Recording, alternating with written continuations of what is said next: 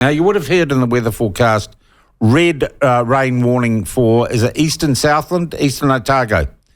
Eastern Otago today. And we talked, Avis rang in yesterday and said, boy, it's a pretty tumultuous spring down there.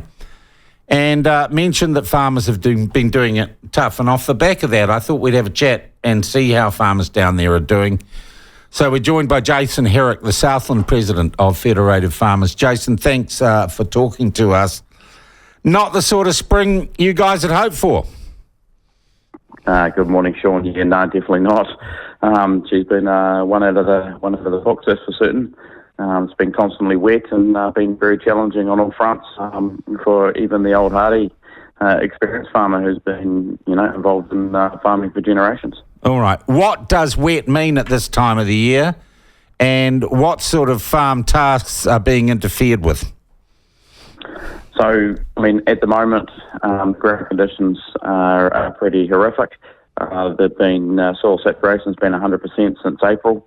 We've had no drying time, and it's just consistent rain pretty much all the time. And the last couple of days have been, pretty torrential.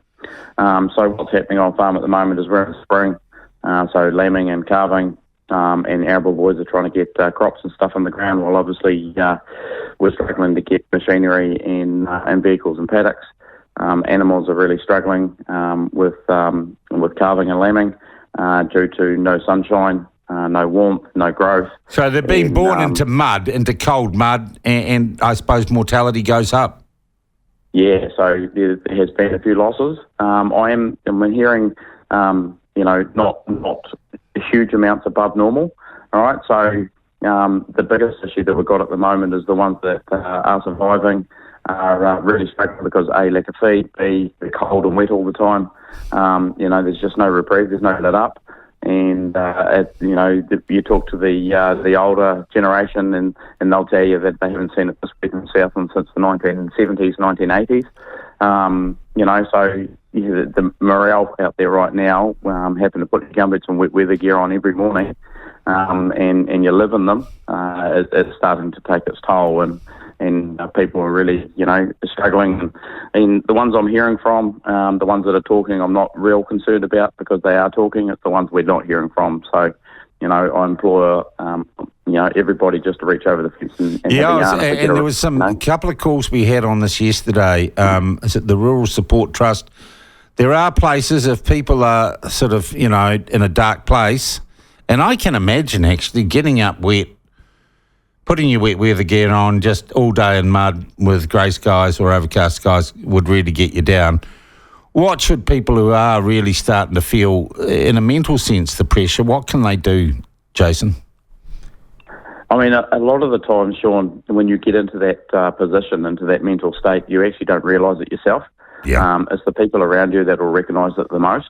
So if you're seeing anybody that is starting to get into that downward spiral, into that hole, definitely reach out to someone else and get people involved, like the Rural Support Trust.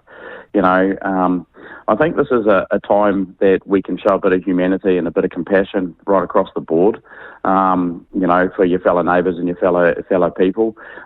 We are having a bit of an issue with activists still in Southland at the moment, out and about. Yeah, now someone mentioned there are a bunch of people going around taking the worst pictures they can of dairy farms and stuff and saying you're killing the planet. That can hardly be helpful at a time like this. Well, it's not helpful, Sean. And, I dread the day I wake up and hear the news that somebody snapped and has done something stupid and taken the lives of one of these activists, right? And then it's going to ruin the person's life, going forward. And, that's my biggest fear is I wake up and get that news. And, and it shouldn't happen. And in situations like this, these guys should just have a heart. Grow, some compassion and look out for one another. What about just pulling their bloody heads in, Jason? Yeah, pull their heads in, but don't just take cameras. Put the cameras back in the car, jump the fence and help the farmer. Wow, that's a novel idea. I wonder is there an organisation involved in this? How many of these activists would you estimate are causing the problems? So safe for driving it. That's definite. safer driving this. And I receive calls pretty much daily from people seeing a particular van driving around Southland. We've got a particular activist that lives in our neck of the woods. Particular, can you give me their name? You're not breaking any laws? I'm not breaking any laws. It's Matt Coffey. There's no two ways about Matt Coffey. Yep. So what is Mr. Matt Coffey doing? He just takes photos, Sean, and takes videos and then posts them online to get emotional reaction. And to be honest, he feeds them to the mainstream media, and the mainstream media have been lapping that up as well. So, and every time I get the phone call, I try to deter them. So, and just say, hey, this is what's actually going on. Do you think there's a real news story here, or are you just... so what sort of things will Matt Coffey go around and... God, it's like the paparazzi for dairy cows. What sort of things does he take pictures of, Jason? So he's looking for the opportunity to take a picture of an animal lying in mud or struggling or has got a sore foot. I have heard of them taking photos of things like effluent ponds and things like that, right? Because in the current situation where a lot of stuff is people are struggling, right? So that's what they're preying on. They're preying on people struggling with various things in certain areas and making a mountain out of a molehill, So really unhelpful. It doesn't help. And you're telling me that you're getting calls from members and farmers are saying, if that prick comes onto my land, I don't know if I'll be able to hold myself back.